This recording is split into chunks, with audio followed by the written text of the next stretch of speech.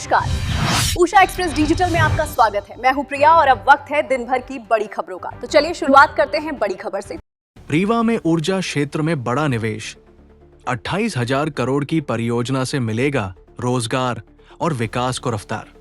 रीवा, मध्य प्रदेश के उप मुख्यमंत्री राजेंद्र शुक्ल ने मीडिया से बातचीत में बताया कि Tata power, Tata energy group द्वारा रीवा में ऊर्जा क्षेत्र में लगभग 28,000 करोड़ रुपए का बड़ा निवेश किया जा रहा है।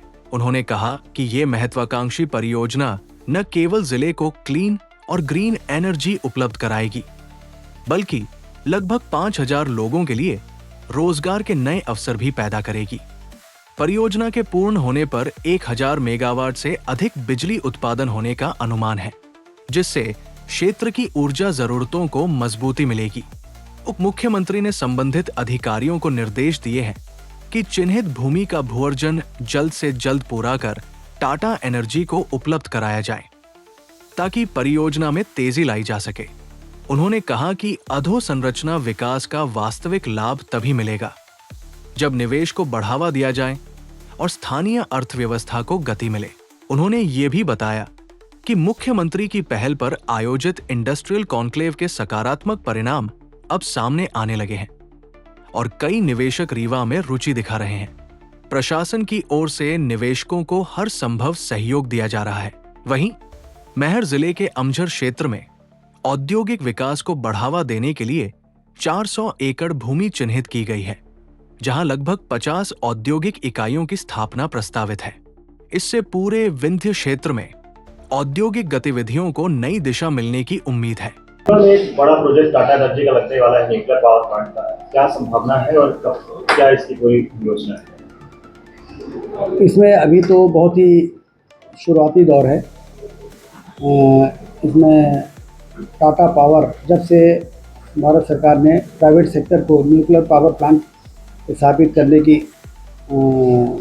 रास्ते को खुला है, तो टाटा पावर, जो कि देश की बहुत ही प्रामाणिक कंपनी है, उन लोगों ने रुचि दिखाई है और उसके लिए जो आवश्यक फीजिबिलिटी स्टडी है वो हो रही है। तो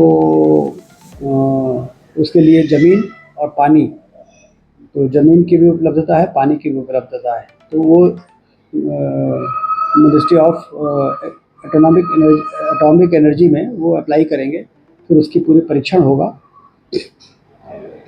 फिर वो वहाँ से अप्रूवल होगा। अप्रूवल के बाद फिर आगे की कार्रवाई शुरू होगी। तो अभी एक लंबी स्वीकृति की एक लंबी प्रक्रिया से इस पूरे योजना को गुजरना होगा। और चूँकि ये न्यूक्लियर पावर क्लीन और ग्रीन एनर्जी के लिए जानी जाती है, और जिस क्षेत्र में अभी 7 जो प्लांट लगे हैं पूरे देश में, उस क्षेत्र की इकोनॉमी जो है बिल्कुल काफ़ी तेज़ी से आगे बढ़ती है, क्योंकि निवेश भी होता है, रोज़गार के अवसर भी बहुत मिलते हैं।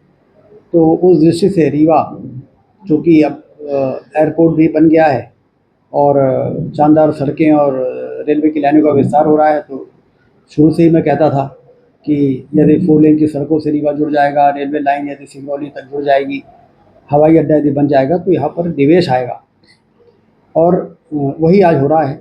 निवेश करने के लिए टाटा जैसा ग्रुप न्यूक्लियर पावर प्लांट लगाने के लिए रुचि दिखा रहा है। तो ये जो इंफ्रास्ट्रक्चर मौजूद हुआ है विंध्य क्षेत्र का, उसी का ये परिणाम है। इस प्रोजेक्ट से हजारों युवाओं को रोजगार मिलेगा, तो क्या स्थानीय युवाओं को रोजगार यहाँ? स्वाभाविक है।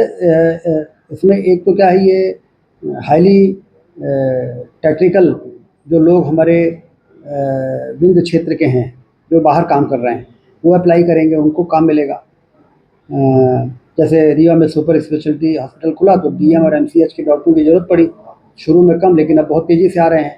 कोई मुंबई से अप्लाई कर रहा है, कोई दिल्ली में है, कोई कोलकाता में है, कोई बड़ी जगहों में जो लोग हैं विंध्य क्षेत्र के डॉक्टर, सुपर स्पेशलिस्ट जो होते हैं, तो अब वो तेज़ी के साथ यहाँ आ रहे हैं। तो मैंने पता किया कि जो लोग यहाँ आ रहे हैं वो कहाँ के हैं, तो मालूम पड़ा वो सब विंध्य क्षेत्र के हैं, बाहर काम कर रहे थे। अब यहाँ अपॉर्चुनिटी आ गई तो यहाँ आने लगे। तो जब इस प्रकार की अपॉर्चुनिटी आएगी, तो हमारे यहाँ के जो लोग बाहर हैं हाईली क्वालिफाइड, वो भी आएंगे, और जो सेमी स्किल्ड और अनस्किल्ड हैं उनको तो काम मिलेगा ही, क्योंकि इकोनॉमी जो है पूरी चेंज हो जाती है, तो अनस्किल्ड लोगों को काम मिलेगा। जैसे सोलर प्लांट रीवा में अनस्किल्ड लोगों को वहाँ काम मिला है, और स्किल्ड लोगों में भी जो लोग पढ़े लिखे हैं उस लेवल के, उनको भी मिला हुआ है, तो वैसे ही यहाँ भी मिलेगा।